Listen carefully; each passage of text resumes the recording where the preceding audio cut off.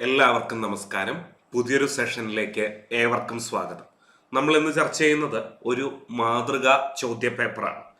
നമ്മുടെ പരീക്ഷയ്ക്ക് മുന്നോടിയായിട്ട് ഒരു കാരണവശാലും വിട്ടുകളയാൻ പാടില്ലാത്തത് എന്ന് തോന്നിയിട്ടുള്ള ഏതാനും ചോദ്യങ്ങളെയാണ് ഇവിടെ ഉൾപ്പെടുത്തിയിട്ടുള്ളത്. വളരെ പ്രാധാന്യത്തോടു കൂടി തന്നെ ഈ ചോദ്യങ്ങളെ പരിഗണിക്കുക. ഈ ചോദ്യങ്ങൾ അങ്ങനെ തന്നെ നമ്മുടെ പരീക്ഷയ്ക്ക് വരും എന്നല്ല ഈ ചർച്ച കൊണ്ട് ഉദ്ദേശിക്കുന്നത്. ഇവിടെ ചർച്ച ചെയ്യാൻ പോകുന്ന കാര്യങ്ങളും അനുബന്ധ വസ്തുതകളും ഇത് ചർച്ച ചെയ്യുന്ന സമയത്ത് നിങ്ങൾക്ക് ഓർമ്മ വരും എന്നുള്ള ഉദ്ദേശത്തോടു കൂടിയാണ് ഈ ചോദ്യ പേപ്പർ ചർച്ചയിലേക്ക് കടക്കുന്നത്. 12 ചോദ്യങ്ങളാണ് ഇന്നത്തെ ചർച്ചയിൽ ഉൾപ്പെടുത്തിയിട്ടുള്ളത്. 12 ചോദ്യങ്ങളും 4 ഓപ്ഷനുകളും. അപ്പോൾ ഓരോ ചോദ്യം പറഞ്ഞതിന് ശേഷവും ശരിയായ ഉത്തരം പറഞ്ഞു പോകും. അങ്ങനെ 12 ചോദ്യങ്ങളുടെയും ഉത്തര സൂചിക നമ്മൾ കണ്ടതിന് ശേഷമാണ് അതിൻ്റെ വിശദാംശങ്ങളിലേക്കും വിശദീകരണത്തിലേക്കും കടക്കുന്നത്. അപ്പോൾ ഏവർക്കും സ്വാഗതം മാതൃകാ ചോദ്യ പേപ്പറിലേക്ക്.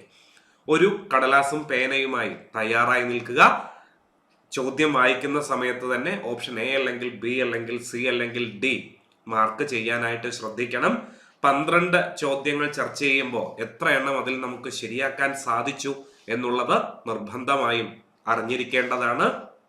നമ്മുടെ പഠന പുരോഗതി എവിടെ എത്തി നിൽക്കുന്നു പരീക്ഷയ്ക്ക് തൊട്ടു മുമ്പ് എന്നൊക്കെ അറിയാനായിട്ട് ഈ സെഷൻ നിങ്ങളെ സഹായിക്കും എന്ന് ഞാൻ വിചാരിക്കുന്നു. ചോദ്യ പേപ്പറിലേക്ക്. ഒന്നാമത്തെ ചോദ്യം ഇതാണ്: ഈശ്വരൻ ഉണ്ടെന്ന വിശ്വാസം ഇല്ലാത്തവൻ ഇതിന്റെ ഒറ്റപ്പദം എന്താണ്? ഓപ്ഷൻ എ അനുതാപി, ഓപ്ഷൻ ബി അവഗീതൻ, ഓപ്ഷൻ സി നാസ്തികൻ, ഓപ്ഷൻ ഡി പരദേഹി. ഏതാണ് ശരിയായ ഉത്തരം?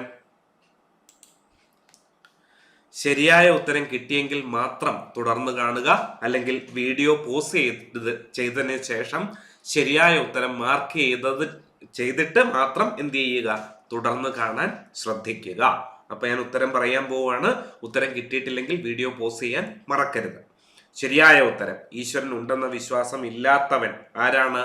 നാസ്തികനാണ് ശരിയായ ഉത്തരം. ബാക്കിയുള്ള വാക്കുകളുടെ അർത്ഥം എന്താണ്, അനുബന്ധ വസ്തുതകൾ എന്തൊക്കെയാണ്, അത് നമുക്ക് എപ്പോൾ പറയാം?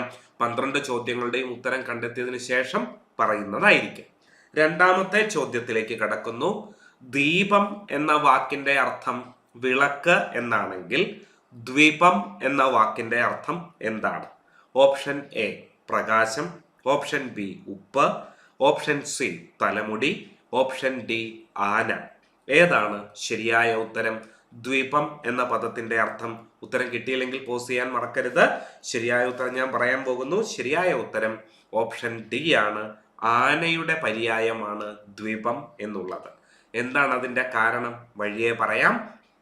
മൂന്നാമത്തെ ചോദ്യത്തിലേക്ക് കടക്കുന്നു. വന്യസന്തപ്ത ലോഹസ്താംബു ബിന്ദുന എന്നതിൽ ജലം എന്നർത്ഥം വരുന്ന പദമേത്? ഇത് ആരുടെ വരികളാണ് എന്ന് ചോദിക്കാൻ വരികയാണ് എന്ന് നിങ്ങളിൽ ചിലരെങ്കിലും വിചാരിച്ചിട്ടുണ്ടാകും. അത്തരത്തിലുള്ള ചോദ്യവും പലയാവർത്തി പരീക്ഷയ്ക്ക് വന്നിട്ടുണ്ട്. അതിനെക്കുറിച്ചും പറയാം. വന്നി, തപ്തം, അമ്പു, ബിന്ദു എന്നിവയാണ് തന്നിട്ടുള്ള വാക്കുകൾ. ഇതിൽ ജലം എന്നർത്ഥം വരുന്ന വാക്ക് ഏത് എന്നതാണ് ചോദ്യം. ഉത്തരം കിട്ടിയോ? ശരിയായ ഉത്തരം ഓപ്ഷൻ സി ആണ്. അമ്പു എന്നുള്ളതാണ് ഈ തന്നിട്ടുള്ള വരിയിൽ ജലത്തിന്റെ പര്യായമായി പരിഗണിക്കാവുന്ന പദം. കിട്ടിയല്ലോ. നാലാമത്തെ ചോദ്യത്തിലേക്ക് കടക്കാം. ചോദ്യം ഇതാണ്: ശരിയല്ലാത്തത് ഏത്? 1 അഭാവം വിപരീതം പ്രഭാവം, 2 അഗ്രജൻ വിപരീതം അപരജൻ, 3 ആസ്ത വിപരീതം നാസ്ത, 4 ആഗമനം വിപരീതം നിർഗമനം. ഇതിൽ ശരിയായതേത് എന്നല്ല ചോദ്യം, ശരിയല്ലാത്തതേത് എന്നതാണ് ചോദ്യം. പരീക്ഷയ്ക്കിരിക്കുമ്പോഴും നല്ലതുപോലെ വായിച്ചു നോക്കിയതിനു ശേഷം ഉത്തരം എഴുതുക. ശരിയായതേത്, ശരിയല്ലാത്തതേത്, തെറ്റായതേത്, തെറ്റില്ലാത്തതേത്. 4 തരത്തിലും പരീക്ഷയ്ക്ക് ചോദ്യം വരാറുണ്ട്. ഓപ്ഷൻസ് കണ്ട ഉടനെ ഇന്നതായിരിക്കും ഉദ്ദേശിച്ചിട്ടുണ്ടാവുക എന്ന ധാരണയോടുകൂടി ഉത്തരം മാർക്ക് ചെയ്യാനായിട്ട് ശ്രമിക്കരുത്. നല്ലതുപോലെ ചോദ്യം വായിച്ചു നോക്കിയിട്ടേ ഉത്തരം എഴുതാവൂ. അപ്പോ ശരിയല്ലാത്തതേത് എന്നതാണ് ചോദ്യം. കണ്ടെത്തിയോ? 1ഉം 2ഉം ആണോ, 1ഉം 4ഉം ആണോ, 1ഉം 3ഉം ആണോ, 2ഉം 4ഉം ആണോ? ഏതാണ് ശരിയല്ലാത്തത്? ഉത്തരം പറയാൻ പോകുന്നു. ശരിയായ ഉത്തരം ഓപ്ഷൻ സി ആണ്, അതായത് 1ഉം 3ഉം. അഭാവം വിപരീതം പ്രഭാവം തെറ്റാണ്. അതുപോലെ ആസ്ത വിപരീതം നാസ്ത, അതും തെറ്റായ വിപരീത പദങ്ങളാണ്. ഏതൊക്കെയാണ് അതിന്റെ ശരിയായ വിപരീത പദങ്ങൾ എന്ന് വഴിയെ പറയാം. അപ്പൊ 4ാമത്തെ ചോദ്യത്തിന്റെ ഉത്തരം ഓപ്ഷൻ സി ആണ്. 5ാമത്തെ ചോദ്യത്തിലേക്ക് കടക്കുന്നു. കൂട്ടത്തിൽ ശരിയായ വാക്ക് ഏതാണ്? 1 ഗദ്ഗദം, 2 ഖഡ്ഗം, 3 ചേഷ്ട, 4 ദൈവീകം. ഇതിൽ ശരിയായ വാക്ക് കണ്ടെത്താനാണ് ചോദിച്ചിട്ടുള്ളത്. വാക്കുകൾ അല്ലെ എന്നും പറയാം, കാരണം 4 ഓപ്ഷനിലും എന്തുണ്ട്? ഒന്നിലധികം വാക്കുകളെ ഉൾപ്പെടുത്തിയിട്ടുണ്ട്. അപ്പൊ നല്ലതുപോലെ വായിച്ചു നോക്കിക്കേ, ഇതിൽ ഏതൊക്കെയാണ് ശരിയായ വാക്കുകൾ. കണ്ടെത്തിയതിനു ശേഷം മാത്രം തുടർന്ന് കാണുക. ഞാൻ ഉത്തരം പറയാൻ പോകുന്നു. ശരിയായ ഉത്തരം ഓപ്ഷൻ ഡി ആണ്, അതായത് 1ഉം 2ഉം 3ഉം ശരിയായ പദങ്ങളാണ്. ദൈവീകം എന്നുള്ളത് മാത്രമാണ് തന്നിട്ടുള്ള 4 പദങ്ങളിൽ തെറ്റായത്. കിട്ടിയല്ലോ. അടുത്ത ചോദ്യത്തിലേക്ക് കടക്കാം. 6ാമത്തെ ചോദ്യം ഇതാണ്.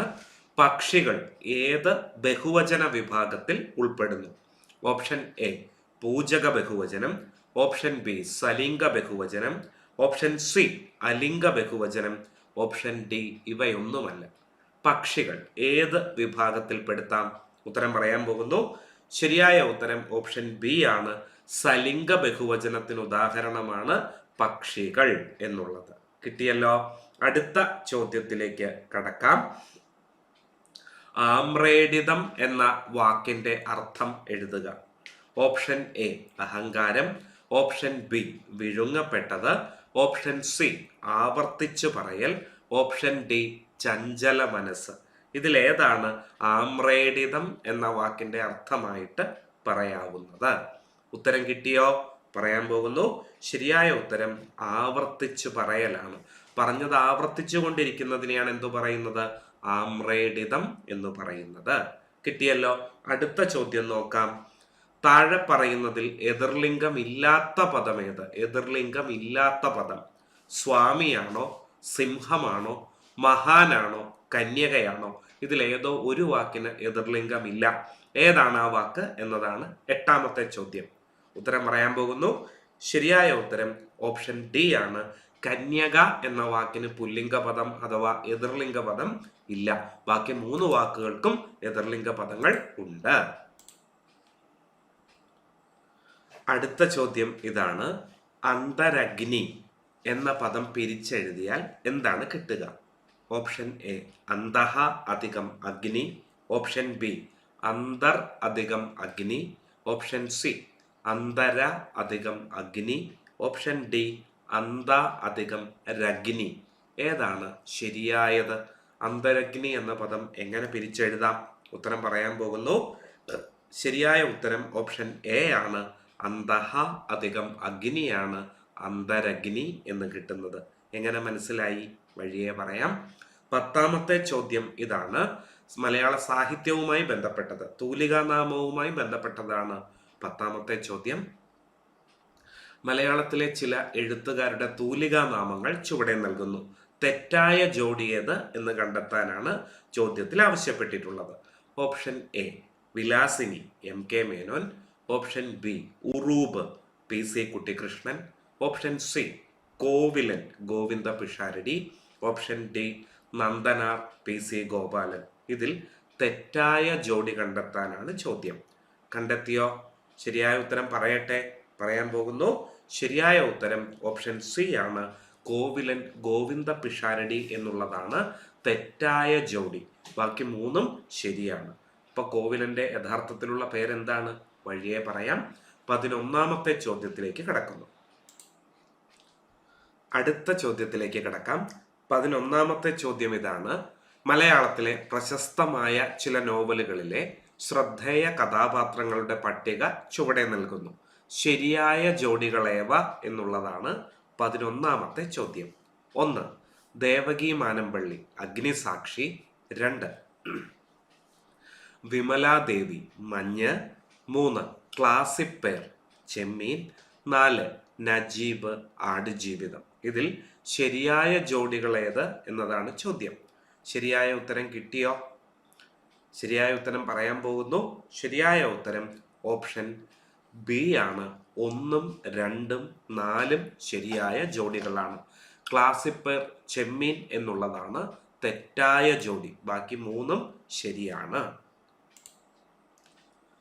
ഇന്നത്തെ സെഷനിലെ അവസാനത്തെ ചോദ്യത്തിലേക്ക് കടക്കുന്നു.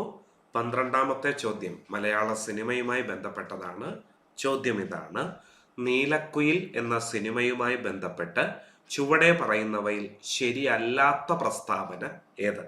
ഓപ്ഷൻ എ, 1954 നീലക്കുയിൽ റിലീസ് ചെയ്തത്.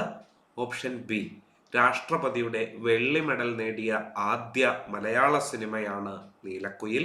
ഓപ്ഷൻ സി, ഉറൂബിന്റെ കഥയെ അവലംബിച്ചുള്ള സിനിമയാണ് Neelakuyil. Option D, K Vembu ആണ് നീലക്കുയിൽ സംവിധാനം ചെയ്തത്.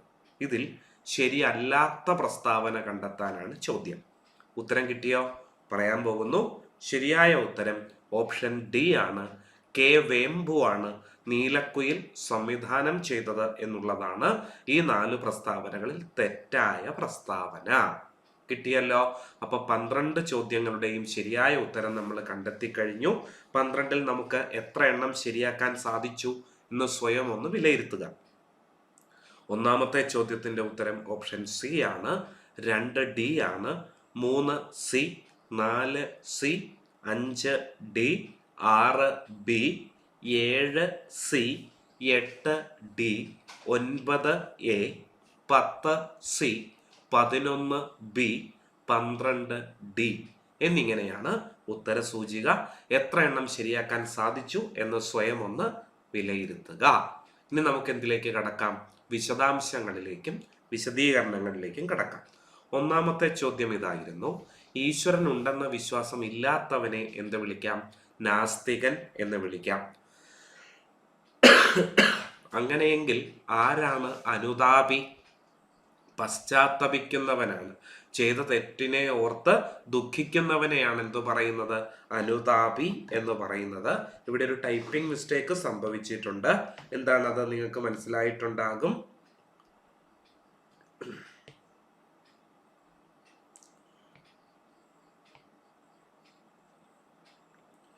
പശ്ചാത്താപം എന്ന് എഴുതുമ്പോൾ എത്ര താ വേണം? 2 താ വേണം അല്ലെ? പശ്ചാത്താപം എന്നാണ്. അപ്പൊ പശ്ചാത്തപിക്കുന്നവൻ അല്ലെ? അപ്പൊ എവിടെ തായ്ക്ക് ദീർഘം വേണ്ട. പശ്ചാത്തപിക്കുന്നവൻ എന്നുള്ളതാണ് അനുതാപി എന്ന പദത്തിന്റെ അർത്ഥം. അതുപോലെ അവഗീതൻ എന്ന വാക്കിന്റെ അർത്ഥം എന്താണ്? നിന്ദയോട് കൂടിയവൻ, അതായത് നന്ദി ഇല്ലാത്തവനെയാണ് അവഗീതൻ എന്ന് പറയുന്നത്. അല്ലെങ്കിലോ അവഗണിക്കപ്പെട്ടവൻ, നന്ദി ഇല്ലാത്തവനായതുകൊണ്ട് അവഗണിക്കപ്പെട്ടവൻ, മറ്റുള്ളവർ അവനെ പരിഗണിക്കാതിരിക്കുന്ന അവസ്ഥ. അങ്ങനെയുള്ളവരെയും എന്ത് വിളിക്കാം? അവഗീതൻ എന്ന് വിളിക്കാം. പിന്നെ നാസ്തികൻ നമ്മൾ കണ്ടെത്തി കഴിഞ്ഞു അല്ലെ? ഈശ്വരൻ ഇല്ല എന്ന് വിശ്വസിക്കുന്നവനെയാണ് നാസ്തികൻ എന്ന് വിളിക്കുന്നത്. ഇതിന്റെ വിപരീതം പലയാവർത്തി പരീക്ഷയ്ക്ക് ചോദിച്ചിട്ടുണ്ട്. എന്താണ്? ആസ്തികനാണ്. ഈശ്വരൻ ഉണ്ടെന്ന് വിശ്വസിക്കുന്നവൻ, അതിന്റെ ഒറ്റപ്പദമാണ് എന്ത്? ആസ്തികൻ. അതിന്റെ വിപരീതമാണ് ഏത്? ന ആസ്തികൻ, അതായത് അത്തരത്തിലൊരു വിശ്വാസം ഇല്ലാത്തവൻ നാസ്തികൻ. ആസ്തികൻ വിപരീതം നാസ്തികൻ. ഓപ്ഷൻ ഡി എന്തായിരുന്നു? പരദേഹിയാണ്. പരദേഹി. പരദേഹം എന്ന് പറഞ്ഞാൽ അന്യന്റെ ശരീരമാണ്. പരദേഹി എന്ന് പറഞ്ഞാലോ അന്യന്റെ ശരീരത്തോട് കൂടിയവനാണ്. പരകായ പ്രവേശമൊക്കെ നമ്മൾ കേട്ടിട്ടുണ്ട് അല്ലെ? അനന്തഭദ്രം സിനിമയില് ദിഗംബരൻ അല്ലെ, മനോജ് കെ ജയൻ അഭിനയിച്ച കഥാപാത്രം ഇത്തരത്തിൽ പരകായ പ്രവേശത്തിന് മിടുക്കനാണ്. അപ്പൊ മറ്റുള്ളവരുടെ ദേഹത്തോട് കൂടിയവൻ എന്ന അർത്ഥത്തിലാണ് പരദേഹി എന്ന വാക്ക് ഉപയോഗിക്കുന്നത്. പരദേഹം എന്ന വാക്കിന്റെ അർത്ഥം എന്താണ്? അന്യന്റെ ശരീരം എന്നാണ്. കിട്ടിയല്ലോ. 4 വാക്കിന്റെയും അർത്ഥം നമുക്ക് മനസ്സിലായി. രണ്ടാമത്തെ ചോദ്യം എന്തായിരുന്നു? ദീപം.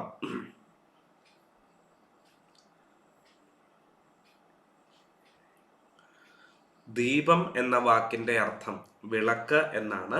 അങ്ങനെയെങ്കിൽ ദ്വീപം എന്ന വാക്കിന്റെ അർത്ഥം എന്ത് എന്നതായിരുന്നു രണ്ടാമത്തെ ചോദ്യം. ആനയാണ് ഉത്തരം നമുക്ക് കിട്ടിക്കഴിഞ്ഞു. എന്തുകൊണ്ടാണ് ആനയെ ദ്വീപം എന്ന് വിളിക്കുന്നത്? പം എന്ന വാക്കിനർത്ഥം ആഹരിക്കുന്നത്, ആഹാരം കഴിക്കുന്നത് എന്ന അർത്ഥത്തിലാണ് പം എന്ന ശബ്ദം ഉപയോഗിക്കുന്നത്. ദ്വീപം, രണ്ടിലൂടെയും ആഹാരം കഴിക്കുന്നത്. അതെന്താണ് അങ്ങനെ പറയുന്നത്? ആദ്യം ആഹാരം ആന എങ്ങനെയാ കഴിക്കുന്നത്? തുമ്പിക്കൈയിൽ എടുക്കുന്നു അല്ലെ. അപ്പൊ ആദ്യം ആഹാരം സ്വീകരിച്ചു, പിന്നെയാണ് അത് എങ്ങോട്ടേക്ക് വെക്കുന്നത്? വായിലേക്ക് എടുത്തു വെക്കുന്നത്. അപ്പൊ തുമ്പിക്കൈയിലൂടെയും ആഹാരത്തിലൂടെ വായിലൂടെയും ആഹാരം കഴിക്കുന്നത് എന്ന അർത്ഥത്തിലാണ് ആനയെ എന്ത് വിളിക്കുന്നത്? ദ്വിപം എന്ന് വിളിക്കുന്നത്. ഇതുപോലെ പരീക്ഷയ്ക്ക് ആവർത്തിച്ച് ചോദിച്ചിട്ടുള്ള മറ്റൊരു പദമാണ് എന്ത്? പാദപം. പാദപം എന്ന വാക്കിന്റെ അർത്ഥം എന്താണ്? പാദപം പാദപം എന്ന വാക്കിന്റെ അർത്ഥം, പാദപം മരത്തിന്റെ പര്യായമാണ് കേട്ടോ, വൃക്ഷത്തിന്റെ പര്യായമാണ്. വേരിലൂടെയാണല്ലോ വൃക്ഷങ്ങൾ ആഹാരം വലിച്ചെടുക്കുന്നത്. അപ്പോൾ വേരുകൾ വൃക്ഷത്തിന്റെ എന്താണ്? പാദങ്ങളാണ്, കാലുകളാണ്. അപ്പൊ കാലിലൂടെ ആഹാരം കഴിക്കുന്നത് അല്ലെങ്കിൽ വലിച്ചെടുക്കുന്നത് എന്ന അർത്ഥത്തിലാണ് വൃക്ഷങ്ങളെ എന്ത് വിളിക്കുന്നത്? പാദപം എന്ന് വിളിക്കുന്നത്. ദ്വിപം ആരാണ്? ആനയാണ്. കിട്ടിയല്ലോ. അങ്ങനെയാണെങ്കിൽ ബാക്കിയുള്ള വാക്കുകളുടെയും ആനയുടെ തന്നെയും പര്യായ പദങ്ങൾ നമുക്കൊന്ന് പരിചയപ്പെടേണ്ടതായിട്ടുണ്ട്. അതിലേക്ക് നമുക്കൊന്ന് കടക്കാം.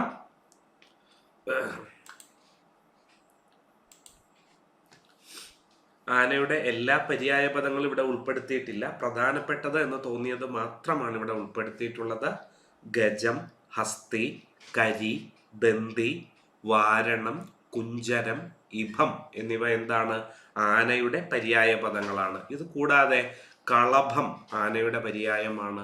അതുപോലെ പത്നി എന്ന വാക്ക് ആനയുടെ പര്യായ പദമാണ്. അത്തരത്തിൽ അനേകം പര്യായ പദങ്ങൾ ആർക്കുണ്ട്? ആനയ്ക്കുണ്ട്. എന്നാലും പ്രധാനപ്പെട്ടത് എന്ന് തോന്നിയത് ഇവിടെ ഉൾപ്പെടുത്തിയിട്ടുണ്ട്. മറ്റ് വാക്കുകളുടെ പര്യായ പദങ്ങൾ പരിശോധിക്കാം. പ്രകാശം എന്ന വാക്ക് ഓപ്ഷനിലുണ്ടായിരുന്നു. പ്രകാശത്തിന്റെ പര്യായ പദങ്ങൾ ഏതൊക്കെയാണ്? അംശു, കിരണം, രശ്മി, മരീചി, കരം, ദദീതി, ധീതതി, തേജസ്, വസു, രുചി, പാദം, അസിരം, കതിർ, മയൂഖം. ഇതൊക്കെ എന്തിന്റെ പര്യായ പദങ്ങളാണ്? പ്രകാശത്തിന്റെ പര്യായ പദങ്ങളാണ്.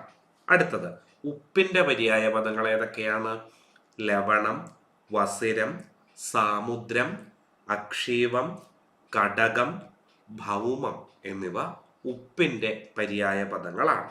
അടുത്തത് തലമുടിയുടെ പര്യായ പദങ്ങൾ ഏതൊക്കെയാണ്? കേശം, കചം, കുന്തളം, ചായൽ, ചിഗുരം, കുഴൽ, ശിരോരുഹം.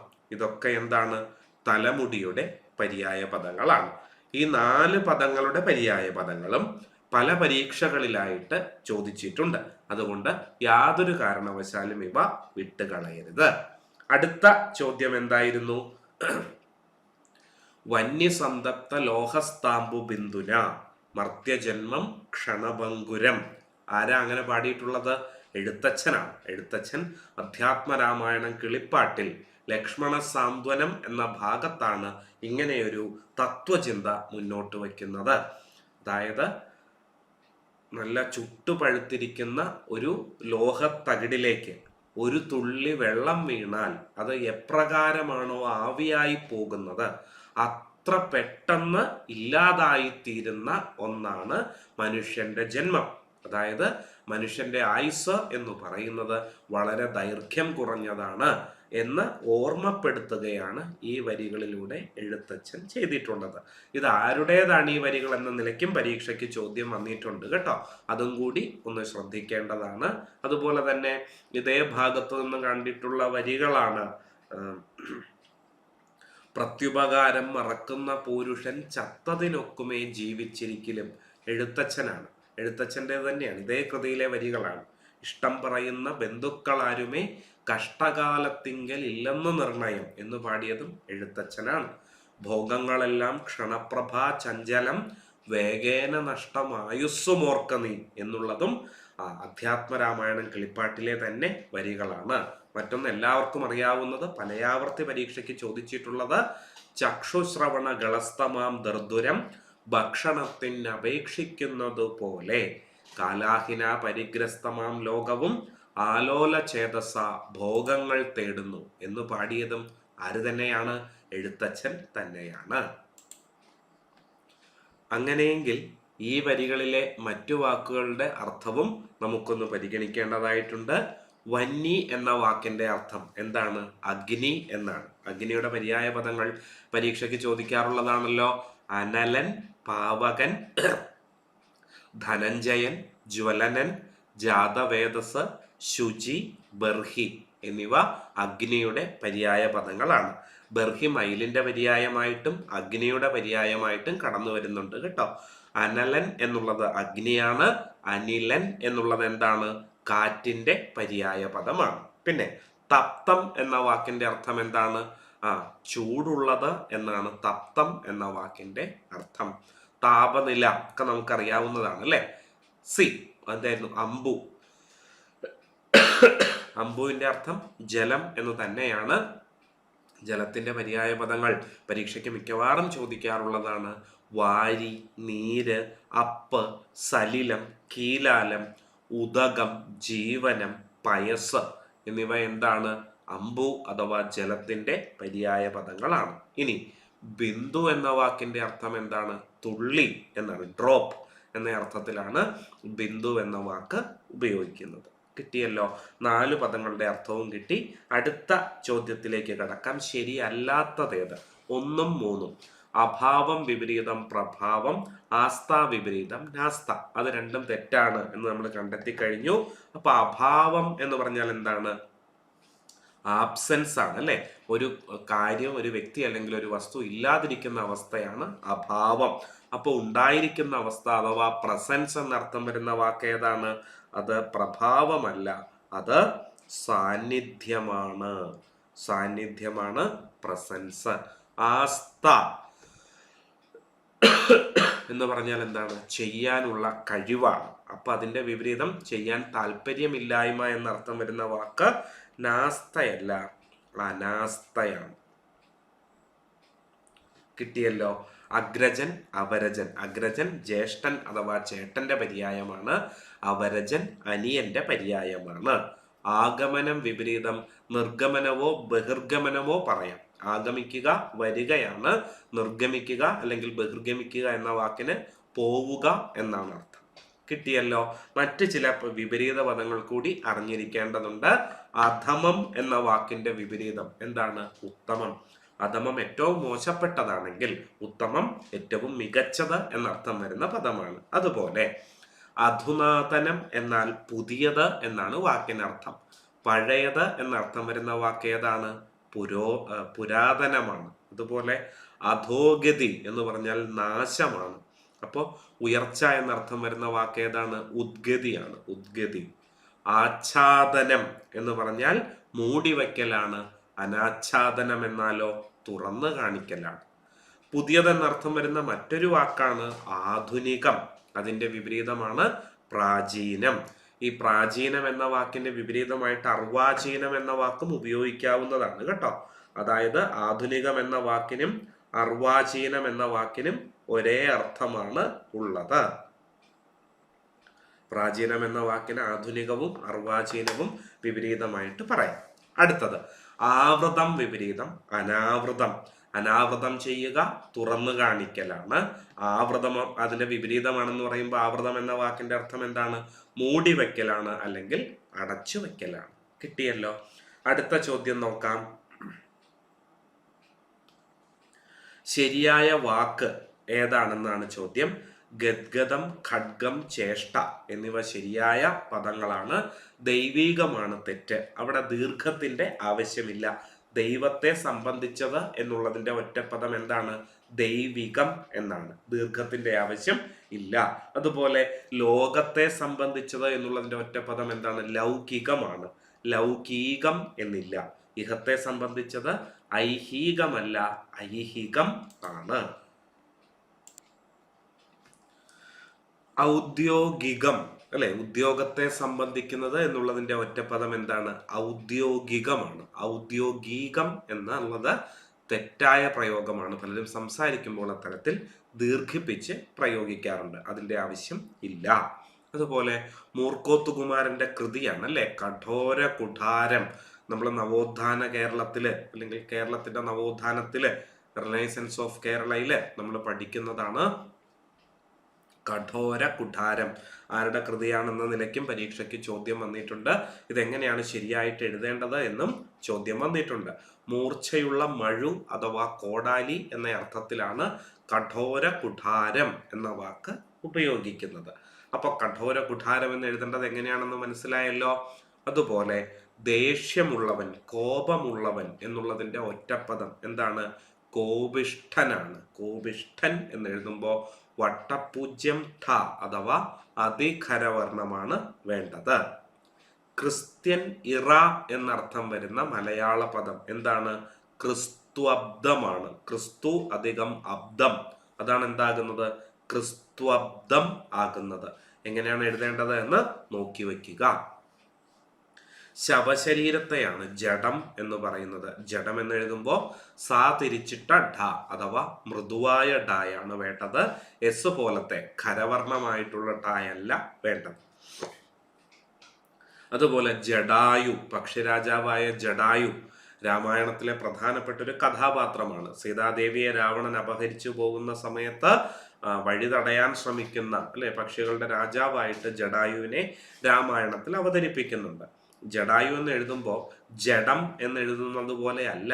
ജഡായു എന്ന് എഴുതേണ്ടത് അവിടെ ഖരവർണമാണ്. എസ് പോലത്തെ ടായാണ് വേണ്ടത്. അതുപോലെ തീക്ഷ്ണം എന്നാണ് പലരും പറയാറുള്ളത്. അത് തെറ്റാണ് കേട്ടോ.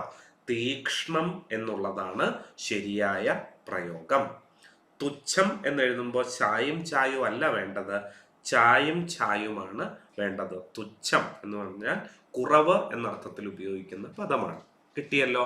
വളരെ പ്രധാനപ്പെട്ടത് എന്ന് തോന്നിയ ഏതാനും പദങ്ങൾ. അടുത്ത ചോദ്യം നോക്കാം. മലകൾ എന്നുള്ളത് ഏത് വചന വിഭാഗത്തിൽ പെടുന്നു? നേരത്തെ പക്ഷികളെയാണ് നമ്മൾ പറഞ്ഞത് അല്ലെ?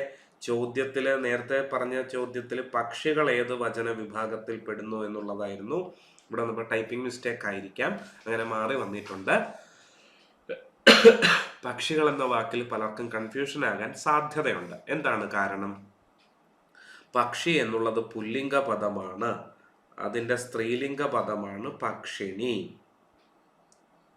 അല്ലേ? അപ്പോ പക്ഷികൾ എന്ന വാക്ക് ഉപയോഗിക്കുന്നത് എന്തിനെ കുറിക്കാനായിട്ടാണ്? പക്ഷിയെയും പക്ഷിണിയെയും പൊതുവിൽ കുറിക്കാനാണ് ഏത് വാക്ക് ഉപയോഗിക്കുന്നത്? പക്ഷികൾ എന്ന വാക്ക് ഉപയോഗിക്കുന്നത്. പെൺപക്ഷികൾ മാത്രമാണെങ്കിൽ പക്ഷിണികൾ എന്ന് പറയണം. ഏതു പ്രകാരം? വ്യാകരണ നിയമപ്രകാരം. ഇനി ആൺപക്ഷികൾ മാത്രമേ ഉള്ളൂ എങ്കിലോ അങ്ങനെ ഒരു വാക്കില്ല കേട്ടോ. പൊതുവിലെ പറയാറുള്ളത് പക്ഷികൾ എന്നാണ്. അത് ശരിക്കും എന്തിനുദാഹരണമാണ്? ശരിക്കും എന്ന് ചോദിച്ചാൽ ആൺപക്ഷികൾ മാത്രമാണുള്ളത് എങ്കിൽ, ആൺപക്ഷികളെ കുറിക്കാനാണ് മാത്രം ഉപയോഗിക്കുന്നത് എങ്കിൽ അതെന്താണ്? സലിംഗ ബഹുവചനമാണ്. ഇനി രണ്ട് വിഭാഗത്തെയും ഉൾപ്പെടുത്തിയാണ് പക്ഷികൾ എന്ന വാക്ക് പ്രയോഗിച്ചിട്ടുള്ളത് എങ്കിൽ അതെങ്ങോട്ട് വരും? അലിംഗ ബഹുവചനത്തിൽ പെടുന്നതാണ്. ഇങ്ങനെയുള്ള കോൺട്രാവേഴ്സി ആയിട്ടുള്ള വാക്കുകളൊക്കെ ചോദിക്കാനുള്ള സാധ്യത കുറവാണ് കേട്ടോ. ആ കാരണം നമ്മൾ അറിഞ്ഞിരിക്കുക. അതിനു വേണ്ടിയാണ് ഇത്രയും പറഞ്ഞത്. പിന്നെ മറ്റൊരു പ്രധാനപ്പെട്ട കാര്യമുള്ളത്, തിര്യക്കുകളെ നപുംസകത്തിൽ പെടുത്താം എന്ന് കേരളപാണിനി AR രാജരാജവർമ്മ കേരളപാണ്യത്തിൽ പറയുന്നുണ്ട്. എന്താണ് തിര്യക്ക് എന്ന് പറഞ്ഞാൽ? തിര്യക്ക് എന്ന വാക്കിന്റെ അർത്ഥം പക്ഷികൾ, മൃഗങ്ങൾ എന്നിവയെയാണ് തിര്യക്കുകൾ എന്ന് വിളിക്കുന്നത്. ഇവയെ നപുംസകത്തിൽ പെടുത്താം എന്ന് കേരളപാണി പറയുന്നുണ്ട്. അതായത് ചെടികളാകാം, മരങ്ങളാകാം, പക്ഷികളാകാം, മൃഗങ്ങളാകാം, ഇവയെ തിര്യക്കുകൾ, അതായത് മനുഷ്യനല്ലാത്തവയെ തിര്യക്ക് എന്ന വിഭാഗത്തിലാണ് പെടുത്തുന്നത്. തിര്യക്കുകളെ ഏത് വിഭാഗത്തിൽ പെടുത്താം? നപുംസകത്തിൽ പെടുത്താം എന്ന് കേരളപാണ്യത്തിൽ അദ്ദേഹം പറഞ്ഞു വയ്ക്കുന്നുണ്ട്. AR രാജരാജവർമ്മ പറഞ്ഞു വയ്ക്കുന്നുണ്ട്. അതിന്റെ അടിസ്ഥാനത്തിൽ പക്ഷികളെ നപുംസകമായിട്ട് പരിഗണിച്ചാൽ അതിനെവിടെ തന്നെ വരുവുള്ളൂ? സലിംഗ ബഹുവചനത്തിൽ തന്നെ വരുവുള്ളൂ. കാരണം എന്താ? സലിംഗ ബഹുവചനം എന്ന് പറയുന്നത് സ്ത്രീലിംഗത്തിന്റെയും പുല്ലിംഗത്തിന്റെയും മാത്രം ബഹുവചനം അല്ല. പിന്നെയോ നപുംസകത്തിന്റെ ബഹുവചനത്തെയും സലിംഗ ബഹുവചനം എന്ന് തന്നെയാണ് പറയുന്നത്. ഇവിടുത്തെ ചോദ്യത്തില് മലകൾ എന്നാ തന്നിരിക്കുന്നത്. മലകൾ എന്നുള്ളത് എന്താണ്? നപുംസകമാണ്, ജീവനില്ലാത്തതാണ്. അതിന്റെ ബഹുവചനം എന്ത് തന്നെയാണ്? സലിംഗ ബഹുവചനം തന്നെയാണ്. സ്ത്രീലിംഗത്തിന്റെയോ പുല്ലിംഗത്തിന്റെയോ നപുംസക ലിംഗത്തിന്റെയോ ബഹുവചനമാണ് എന്ത്? സലിംഗ ബഹുവചനം. ഉദാഹരണം നോക്കിക്കേ, അധ്യാപികമാർ എന്ന് പറയുന്നിടത്ത് പെണ്ണുങ്ങൾ മാത്രമേ ഉള്ളൂ, അതുകൊണ്ട് സലിംഗ ബഹുവചനം. അധ്യാപകന്മാർ എന്ന് പറയുമ്പോഴോ അവിടെ ആണുങ്ങൾ മാത്രമേ ഉള്ളൂ, അതും സലിംഗ ബഹുവചനമാണ്. മലകൾ എന്ന് പറയുമ്പോഴോ അത് ജീവനില്ലാത്തത്, നപുംസകത്തിന്റെ ബഹുവചനമാണ്, അതും എവിടെ തന്നെ വരും? സലിംഗ ബഹുവചനത്തിൽ തന്നെ വരും. പലരുടെയും ഒരു തെറ്റിദ്ധാരണയാണ് അലിംഗം എന്നാൽ ലിംഗമില്ലാത്തത്, അതുകൊണ്ട് നപുംസക ലിംഗത്തിന്റെ ബഹുവചനമാണ് അലിംഗ ബഹുവചനം എന്ന് പലരും തെറ്റിദ്ധരിക്കാറുണ്ട്. അതാണോ അലിംഗ ബഹുവചനം? അല്ല. പിന്നെയോ? ലിംഗമില്ലാത്തതിന്റെ അല്ല, ലിംഗവ്യത്യാസമില്ലാത്തതിന്റെ. അതായത് സ്ത്രീലിംഗവുമാകാം പുല്ലിംഗവുമാകാം, അത്തരത്തിൽ വരുന്ന പദങ്ങളെയാണ് അലിംഗ ബഹുവചനം അഥവാ ഉഭയലിംഗ ബഹുവചനം എന്ന് പറയുന്നത്. ഉദാഹരണം നോക്കിക്കേ, അധ്യാപകർ എന്ന വാക്ക് ശ്രദ്ധിക്കുക. അവിടെ ആരൊക്കെയുണ്ട്? അധ്യാപകനും ഉണ്ടാകാം, അധ്യാപികയും ഉണ്ടാകാം. രണ്ട് വിഭാഗക്കാരെയും ചേർത്താണ് എന്തു പറയുന്നത്? അധ്യാപകർ എന്ന് പറയുന്നത്. അതുകൊണ്ട് അതെന്താണ്? അലിംഗ ബഹുവചനമാണ്. അതുപോലെ ഗായകനെയും ഗായികയെയും ഉൾപ്പെടുത്തി എന്തു പറയാം? ഗായകർ എന്ന് പറയാം. അവിടെ രണ്ട് വിഭാഗവും ഉണ്ടാകാം. ഇത്തരത്തിൽ രണ്ട് വിഭാഗവും ഉണ്ടാകാം എന്നുള്ള പദങ്ങളെയാണ് എന്ത് വിളിക്കുന്നത്? അലിംഗ ബഹുവചനം എന്ന് വിളിക്കുന്നത്. മറ്റൊരു വിഭാഗം കൂടിയുണ്ടല്ലോ, എന്താണ്? പൂജക ബഹുവചനം. ഏകവചനത്തോടൊപ്പം ആദരസൂചകമായിട്ട് ബഹുവചന പ്രത്യയം ചേർക്കുന്നത് പൂജക ബഹുവചനം. അതായത് അർത്ഥം കൊണ്ട് ഏകവചനമാണ് പൂജക ബഹുവചനം, അത് പ്രയോഗം കൊണ്ടാണ് അത് എന്താകുന്നത്? ബഹുവചനമാകുന്നത്. ഉദാഹരണം നോക്കിക്കേ, താങ്കൾ എന്ന വാക്ക് ഒരു വ്യക്തിയെ അഭിസംബോധന ചെയ്യാനാണ് താങ്കൾ എന്ന വാക്ക് ഉപയോഗിക്കുന്നത്. താൻ എന്ന വാക്കിന്റെയും താങ്കൾ എന്ന വാക്കിന്റെയും ഇംഗ്ലീഷ് പരിഭാഷ എന്തു തന്നെയാണ്? യു തന്നെയാണ്. പക്ഷേ താങ്കൾ എന്ന് ഉപയോഗിക്കുമ്പോൾ ആ വ്യക്തിക്ക് ഒരു ബഹുമാനം നമ്മൾ കൊടുക്കുന്നുണ്ട്. എങ്ങനെയാണ് ആ ബഹുമാനം വന്നത്? താൻ എന്ന വാക്കിനോടൊപ്പം കൾ എന്ന ബഹുവചന പ്രത്യയം ചേരുമ്പോഴാണ് താങ്കൾ എന്ന വാക്ക് ഉണ്ടാകുന്നത്. അപ്പൊ അതെന്താണ്? രൂപം കൊണ്ട് ബഹുവചനമാണ്, അർത്ഥം കൊണ്ട് ഏകവചനമാണ്. അത് പൂജക ബഹുവചനത്തിന്റെ ഒരു പ്രത്യേകതയാണ്. ഗുരുക്കൾ അല്ലെ, നടരാജ ഗുരുക്കൾ, ചട്ടമ്പി സ്വാമികൾ എന്നൊക്കെ പറയുന്നിടത്ത് വ്യക്തി ഒന്നേ ഉള്ളൂ, പക്ഷേ പേരിനൊടുവിൽ ബഹുവചന പ്രത്യയം ചേർത്തിട്ടുണ്ട്. എന്തിനെ കുറിക്കാനാണ്? അത് പൂജക ബഹുവചനത്തെ കുറിക്കാനാണ്. അതുപോലെ തന്നെ പ്രധാനപ്പെട്ട ഒരു പദമാണ് അവറുകൾ എന്നുള്ളത് അല്ലെ. ഒരു ചടങ്ങിലേക്ക് വിശിഷ്ട അതിഥിയൊക്കെ ക്ഷണിക്കുന്നത് എങ്ങനെയായിരിക്കും? പേരിനൊടുവിൽ അവറുകൾ എന്ന് കൂട്ടിച്ചേർത്തുകൊണ്ടായിരിക്കും. വ്യക്തി അപ്പോഴും എത്ര തന്നെയുള്ളൂ? ഒരാൾ തന്നെയുള്ളൂ. അത്രമേൽ ബഹുമാനം അർഹിക്കുന്ന വ്യക്തിയാണ് എന്ന് കാണിക്കാൻ വേണ്ടിയിട്ടാണ് അവറുകൾ എന്ന പദം ഉപയോഗിക്കുന്നത്. അപ്പൊ ഇത്തരത്തിൽ ഏകവചനത്തോടൊപ്പം ആദരസൂചകമായിട്ട് ബഹുവചന പ്രത്യയം ചേർക്കുന്നതിനെ എന്ത് വിളിക്കാം? പൂജക ബഹുവചനം എന്ന് വിളിക്കാം. കിട്ടിയല്ലോ. അടുത്ത ചോദ്യത്തിലേക്ക് പോകാം. ആമ്രേഡിതം എന്ന വാക്കിന്റെ അർത്ഥം എഴുതുക. എന്താണ് ആമ്രേഡിതം? ആവർത്തിച്ചു പറയലാണ്. അതുപോലെ അഹങ്കാരം എന്നർത്ഥം വരുന്ന ഒരു വാക്ക് എന്തു പറയാം? ഗർവ് പറയാം അല്ലെ. ഗർവ് എന്ന വാക്കിന് അഹങ്കാരം എന്നാണ് അർത്ഥം. ദർപ്പം പറയാവുന്നതാണ്. ദർപ്പണം കണ്ണാടിയാണ്. ദർപ്പം എന്ന വാക്ക് അഹങ്കാരത്തിന്റെ പര്യായമാണ്. വിഴുങ്ങപ്പെട്ടത് ഗ്രസിതം പറയാം അല്ലെ. ഗ്രസിതം വിഴുങ്ങപ്പെട്ടതാണ്. പിന്നെ ചഞ്ചല മനസ്സ്, ചാബല്യം എന്ന് പറയാം. ഒന്നിലും ഉറച്ചു നിൽക്കാത്ത അവസ്ഥ. ഇത് കിട്ടുമ്പോൾ അത്, അത് കിട്ടുമ്പോൾ ഇത്. ആ ഒരു മനോഭാവത്തെയാണ് എന്ത് പറയുന്നത്? ചഞ്ചല ചിത്തം അഥവാ ചാബല്യം എന്നൊക്കെ പറയുന്നത്. കിട്ടിയല്ലോ. ഇനി മറ്റു ചില വാക്കുകൾ കൂടി അറിഞ്ഞിരിക്കേണ്ടതുണ്ട്. ഇതുമായി ബന്ധപ്പെട്ട് ആമ്രം പരീക്ഷയ്ക്ക് ചോദിച്ചിട്ടുള്ളതാണ്. ആമ്രം എന്ന വാക്കിന് മാവ് എന്നും മാങ്ങ എന്നും അർത്ഥമുണ്ട്. അതുപോലെ ആമലകം എന്ന വാക്കിന് നെല്ലിക്ക എന്നും നെല്ലിമരം എന്നും അർത്ഥമുണ്ട്. ആമാത്യൻ എന്ന വാക്കിന് മന്ത്രി എന്നാണ് അർത്ഥം. ആമിഷം എന്നുള്ളത് മാംസത്തിന്റെ പര്യായ പദമാണ്. അതുപോലെ ആയതം എന്ന വാക്കിന് നീണ്ടത് എന്നാണ് അർത്ഥം.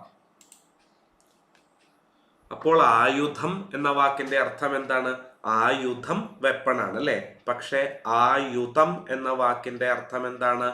ആയുധം എന്ന വാക്കിന് മിക്സ് ചെയ്തത്, അതായത് കൂട്ടിക്കലർത്തിയത് എന്ന അർത്ഥം വരുന്ന വാക്കാണ് ഏതിനുള്ളത്? ആയുധം എന്ന വാക്കിന് ഉള്ളത്. അതുപോലെ ആ ദീർഘം മാറിയാൽ ആള് മാറും. അതായത് അയുതം എന്നായാലോ 10,000 അല്ലെങ്കിൽ അസംഖ്യം, ന്യൂമറസ് എന്ന അർത്ഥത്തിൽ പ്രയോഗിക്കുന്ന ഒരു പദമാണ് ഏത്? അയുതം. ആയുധം എന്ന് പറഞ്ഞാലോ കൂട്ടിക്കലർന്നത്, മിക്സ് ചെയ്തത് എന്നുള്ള അർത്ഥത്തിൽ. അതുപോലെ ആയതം എന്ന വാക്കിന് നീണ്ടത് എന്നുമാണ് അർത്ഥം. അപ്പൊ കൺഫ്യൂഷൻ ഉണ്ടാകാൻ സാധ്യതയുള്ള ചില വാക്കുകളാണ്. പരീക്ഷയ്ക്ക് ചോദിച്ചു കണ്ടിട്ടില്ല, എന്നാലും ചോദിക്കാൻ സാധ്യതയുണ്ട്. മറ്റൊരു ചോദ്യത്തിലേക്ക് കടക്കുന്നു. എതിർലിംഗമില്ലാത്ത പദം ഏതാണ്? കന്യകയാണ് അല്ലെ. കന്യകൻ എന്നൊരു പുല്ലിംഗ പദം മലയാളത്തിൽ ഇല്ല. കന്യക എന്ന് മാത്രം അല്ലെ. കന്യകാത്വം കാത്തു സൂക്ഷിക്കുന്നവൾ അല്ലെങ്കിൽ കന്യകാത്വത്തോടു കൂടി ജീവിക്കുന്നവൾ എന്ന അർത്ഥത്തിൽ കന്യക എന്ന വാക്ക് ഉപയോഗിക്കുന്നു. അതിന് തത്തുല്യമായൊരു പുല്ലിംഗ പദം ഇല്ല. ബാക്കി 3 പദങ്ങൾക്കും ഉണ്ട്. സ്വാമി എന്നുള്ളതിന്റെ സ്ത്രീലിംഗ പദമാണ് സ്വാമിനി. സിംഹത്തിന്റെ സിംഹിണി എന്ന് തെറ്റിദ്ധരിക്കല്ലേ, സിംഹി എന്നുള്ളതാണ് ശരിയായ സ്ത്രീലിംഗ പദം. മഹാൻ എന്ന വാക്കിന്റെ സ്ത്രീലിംഗ പദമാണ് മഹതി. ശ്രീ എന്നുള്ള പുല്ലിംഗ പദത്തിന്റെ സ്ത്രീലിംഗ പദമാണ് ശ്രീമതി. കിട്ടിയല്ലോ. അടുത്ത ചോദ്യത്തിലേക്ക് കടക്കാം. അന്തരഗ്നി എന്ന പദം പിരിച്ചെഴുതിയാൽ എന്താണ് കിട്ടുക? അന്തഹ അധികം അഗ്നിയാണ് അന്തരഗ്നിയാകുന്നത്. എന്താണ് ഇതിന് കാരണം? ഉള്ളിലെ തീയാണ് അല്ലെ. അന്തരഗ്നി എന്ന് പറയുമ്പോൾ ഉള്ളിലെ തീയാണ്. അപ്പോ എന്തുകൊണ്ട് ഇവിടെ രാ എന്ന ശബ്ദം ചേർത്തെഴുതിയപ്പോ വന്നു? വളരെ വളരെ പ്രധാനപ്പെട്ടതാണ് ഇത്. രണ്ടാമത്തെ ഓപ്ഷൻ പറഞ്ഞാലും തെറ്റ് വരില്ല കേട്ടോ. അന്തരഗ്നി, അന്തർ എന്ന് പറഞ്ഞാൽ ഉള്ളിലുള്ളത്, ഉള്ളിലുള്ള അഗ്നി. ഓപ്ഷൻ എയും ബിയും ശരിയായിട്ട് പറയാവുന്നതാണ്. വ്യാകരണ നിയമപ്രകാരം വിസർഗ ചിഹ്നത്തിൽ അവസാനിക്കുന്ന പൂർവപദത്തോടു കൂടിയതും ഉത്തരപദത്തിന്റെ ആദിയിൽ സ്വരാക്ഷരവുമാണെങ്കിൽ ചേർത്തെഴുത്തിൽ രാ എന്ന ശബ്ദം ആഗമിക്കാം എന്ന നിയമത്തിന്റെ അടിസ്ഥാനത്തിലാണ് ഇവിടെ ഓപ്ഷൻ എ പറഞ്ഞിട്ടുള്ളത്. ഓപ്ഷൻ ബിയും തെറ്റല്ല കേട്ടോ. ഒന്നുകൂടി വിശദമാക്കാം. ആ നിയമം നിങ്ങൾക്ക് വ്യക്തമായിട്ടുണ്ടാവില്ല. സന്ധി സംഭവിക്കുന്ന അവസരത്തിൽ, അതായത് 2 വാക്കുകൾ കൂടിച്ചേരുന്ന അവസരത്തിൽ ആ ആദ്യത്തെ വാക്ക് വിസർഗ പദമാണെങ്കിൽ, അതായത് വിസർഗ ചിഹ്നത്തോട് കൂടിയത്, ദുഃഖം എന്നൊക്കെ എഴുതുമ്പോൾ നമ്മൾ നടുക്കൊരു ചിഹ്നം ഇടും അല്ലെ. ആ ചിഹ്നത്തെയാണ് എന്ത് പറയുന്നത്? വിസർഗ ചിഹ്നം എന്ന് പറയുന്നത്. സന്ധി സംഭവിക്കുന്ന അവസരത്തിൽ ആദ്യത്തെ വാക്കിന്റെ ഒടുവിൽ ഈ പറയുന്ന വിസർഗ ചിഹ്നം ഉണ്ടെങ്കിൽ രണ്ടാമത്തെ വാക്കിന്റെ ആദ്യത്തെ അക്ഷരം ഏതെങ്കിലും ഒരു സ്വരാക്ഷരമാണെങ്കിൽ അ ഇ ഈ ഉ തുടങ്ങിയ അക്ഷരങ്ങളെ സ്വരാക്ഷരങ്ങൾ എന്ന് വിളിക്കുന്നു. ഈ പറയുന്ന സ്വരാക്ഷരത്തിലാണ് രണ്ടാമത്തെ വാക്ക് ആരംഭിക്കുന്നത് എങ്കിൽ ചേർത്തെഴുത്തിൽ വിസർഗ ചിഹ്നത്തിന്റെ സ്ഥാനത്ത് ആര് വരും? രാ എന്ന അക്ഷരം വരും കേട്ടോ. അതാണ് നിയമം. ദാ നോക്കിക്കേ. വിസർഗം അധികം സ്വരം സമം രേഫം. രേഫം എന്ന് പറഞ്ഞാൽ എന്താ ഉദ്ദേശിക്കുന്നേ? രാ എന്ന അക്ഷരം, അതിനെയാണ് രേഫം എന്ന് പറയുന്നത് കേട്ടോ. പരീക്ഷയ്ക്ക് ചോദിച്ചിട്ടുള്ള ചില വാക്കുകൾ ഇവിടെ ഉൾപ്പെടുത്തിയിട്ടുണ്ട്. പുനരാലോചന. ഇവിടെ രാ എന്ന ശബ്ദം വന്നത് എന്തുകൊണ്ടാണ്? വിസർഗസന്ധിയാണ് അല്ലെ. പുനഃ എന്ന് പറയുന്നിടത്ത് വിസർഗ ചിഹ്നമുണ്ട്. രണ്ടാമത്തെ വാക്കായ ആലോചന, ആ എന്നുള്ളത് സ്വരാക്ഷരമാണ്. ആദ്യത്തെ വാക്ക് വിസർഗ ചിഹ്നത്തിൽ അവസാനിക്കുകയും രണ്ടാമത്തെ വാക്ക് സ്വരാക്ഷരത്തിൽ ആരംഭിക്കുകയും ചെയ്തത് കൊണ്ടാണ് ചേർത്തെഴുത്തിൽ പുനരാലോചന എന്ന് വന്നിട്ടുള്ളത്. അതുപോലെ പുനരവലോകനം കണ്ടോ. പുനഃ, ആദ്യത്തെ വാക്ക് എന്തിലാണ്? വിസർഗ ചിഹ്നത്തിലാണ് അവസാനിച്ചിട്ടുള്ളത്. രണ്ടാമത്തെ വാക്ക് ആ എന്ന സ്വരാക്ഷരത്തിൽ ആരംഭിച്ചിരിക്കുന്നു. അതുകൊണ്ട് ചേർത്തെഴുത്തിൽ വിസർഗ ചിഹ്നത്തിന്റെ സ്ഥാനത്ത് ആര് വരണം? രാ എന്ന ശബ്ദം അഥവാ രേഫം വരണം.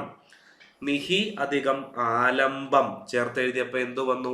നിരാലംബം. കണ്ടോ, വിസർഗ ചിഹ്നത്തിൽ അവസാനിക്കുകയും പിന്നെയോ സ്വരാക്ഷരത്തിൽ രണ്ടാമത്തെ വാക്ക് ആരംഭിക്കുകയും ചെയ്തിരിക്കുന്നു. അതുകൊണ്ടാണ് വിസർഗ ചിഹ്നത്തിന്റെ സ്ഥാനത്ത് രേഫം ആഗമിച്ചത്.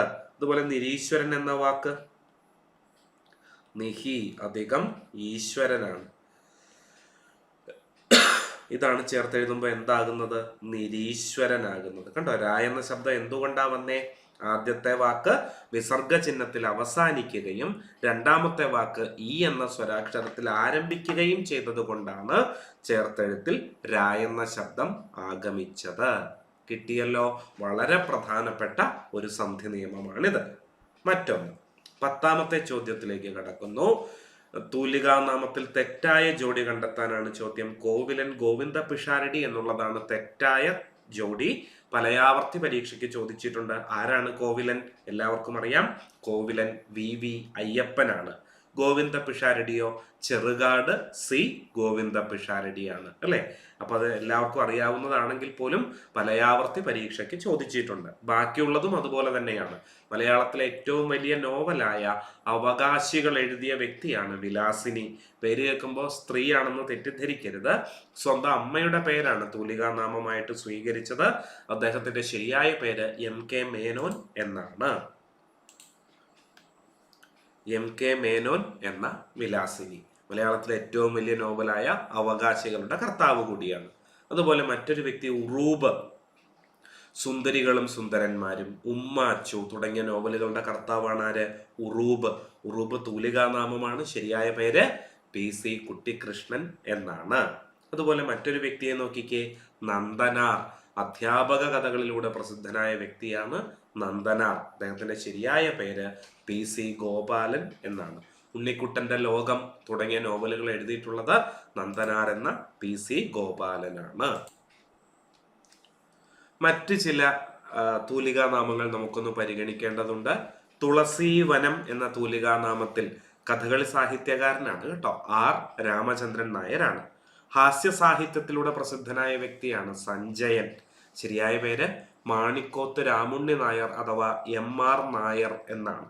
സഞ്ജയൻ എന്ന തൂലികാനാമത്തിലാണ് സാഹിത്യരചന നടത്തിയിരുന്നത്. അതുപോലെ സുമംഗല, ലീലാ നമ്പൂതിരിപ്പാട് എന്നുള്ളതാണ് അവരുടെ ശരിയായ പേര്. പുരാണ കഥകൾ ബാലസാഹിത്യ രൂപത്തിൽ അവതരിപ്പിച്ച ഒരു വ്യക്തിത്വമാണ് ആര്? സുമംഗല എന്ന ലീലാ നമ്പൂതിരിപ്പാട്.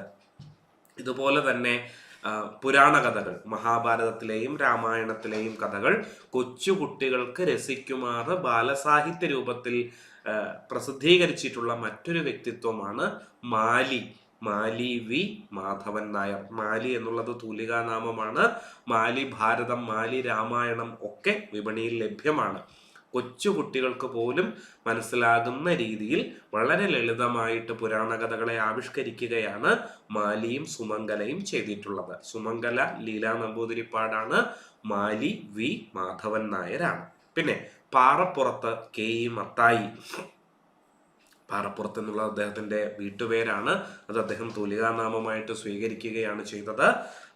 ബോധധാര നോവലായ അരനാഴിക നേരം തുടങ്ങിയ നോവലുകളുടെ കർത്താവാണ് ആര്?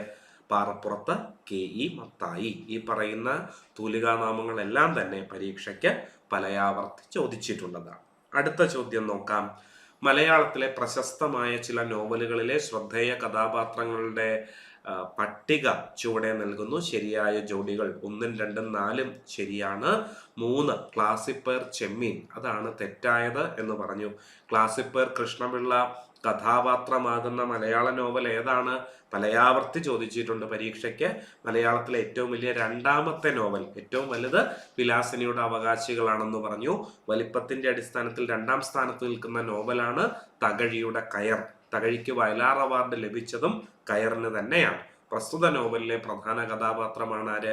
ക്ലാസിപ്പർ കൃഷ്ണപിള്ള. കൂടാതെ കോടാന്ത്ര കുഞ്ഞമ്മ, ശീലാന്തിപ്പിള്ളിൽ കല്യാണിയമ്മ തുടങ്ങിയ അനേകം കഥാപാത്രങ്ങളുള്ള നോവലാണ് കയർ.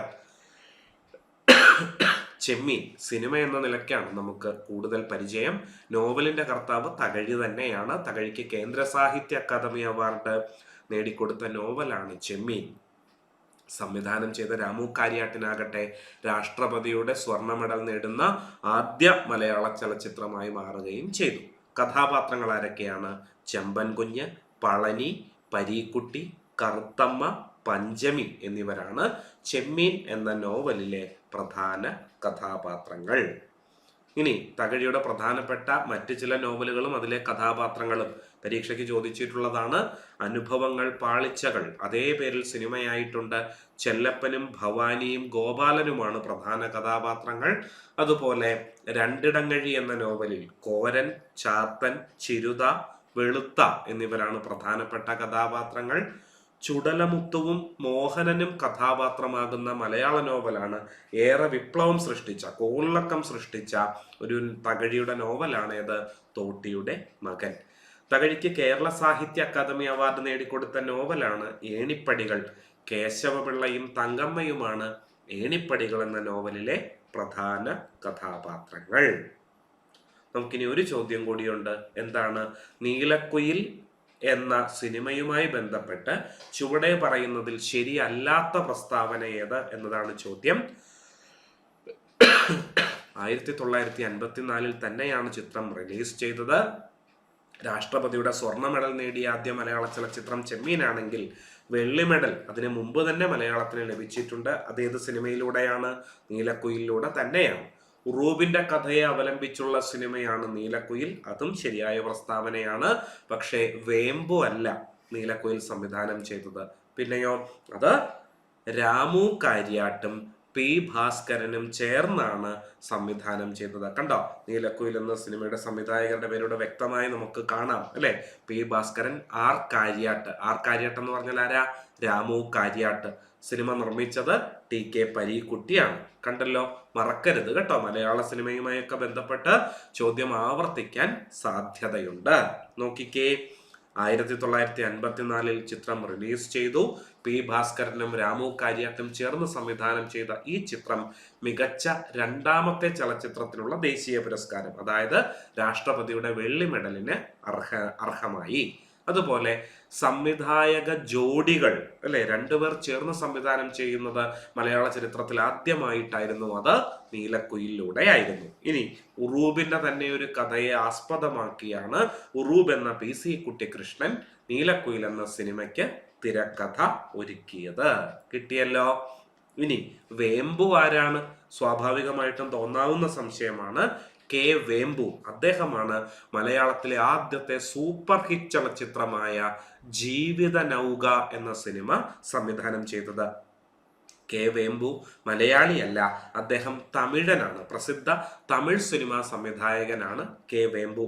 ജീവിത നൗക എന്ന സിനിമ സംവിധാനം ചെയ്തത് ഇദ്ദേഹമാണ്. മലയാളത്തിലെ ആദ്യത്തെ സൂപ്പർ ഹിറ്റ് ചലച്ചിത്രം എന്നറിയപ്പെടുന്നത് ജീവിത നൗകയാണ്. 284 ദിവസം തിരുവനന്തപുരത്ത് ഇത് കളിച്ചിരുന്നു. ഒരു നാഴികക്കല്ലാണ് മലയാള സിനിമയിലെ. മലയാളത്തിലെ 12ാമത്തെ ചലച്ചിത്രം കൂടിയാണ് ജീവിത നൗക എന്ന് ഓർത്തു വയ്ക്കുക. കണ്ടോ, തിരുവനന്തപുരത്ത് മാത്രമായി 284 ദിവസം തുടർച്ചയായി പ്രദർശിപ്പിച്ചു. അതിനു മുമ്പുണ്ടായിരുന്ന 11 സിനിമകളുടെയും റെക്കോർഡ് തകർക്കാൻ ഈ സിനിമയ്ക്ക് സാധിച്ചു. പിന്നീട് തമിഴ്, തെലുങ്ക്, കന്നഡ ഭാഷകളിലേക്ക് ഡബ് ചെയ്തു എന്നുള്ളൊരു പ്രത്യേകതയും ഈ സിനിമയ്ക്കുണ്ട്. മൊഴിമാറ്റപ്പെടുന്ന ആദ്യ മലയാള ചലച്ചിത്രം ഏത് എന്ന് ചോദിച്ചാൽ അതിന്റെ ഉത്തരവും ഏത് തന്നെയാണ്? ജീവിത നൗക തന്നെയാണ്. തിക്കുറിശി സുകുമാരൻ നായരാണ് പ്രസ്തുത സിനിമയുടെ നായകനായിട്ട് എത്തുന്നത്. അപ്പോൾ ഇത്രയും ചോദ്യങ്ങളാണ് ഇന്നത്തെ സെഷനിൽ ഉൾപ്പെടുത്തിയിരുന്നത്. പറഞ്ഞ കാര്യങ്ങൾ മാത്രമല്ല, അനുബന്ധ വസ്തുതകളും പലതും ഓർത്തെടുക്കാൻ ഈ ഒരു സെഷൻ നിങ്ങളെ സഹായിച്ചിട്ടുണ്ട് എന്ന് ഞാൻ വിശ്വസിക്കുന്നു. പരീക്ഷ എഴുതാൻ പോകുന്ന എല്ലാവർക്കും ഹൃദയത്തിന്റെ ഭാഷയിൽ ആശംസകളും പ്രാർത്ഥനയും നേർന്നുകൊണ്ട് അവസാനിപ്പിക്കുകയാണ്. വീണ്ടും കാണാം. നന്ദി, നമസ്കാരം.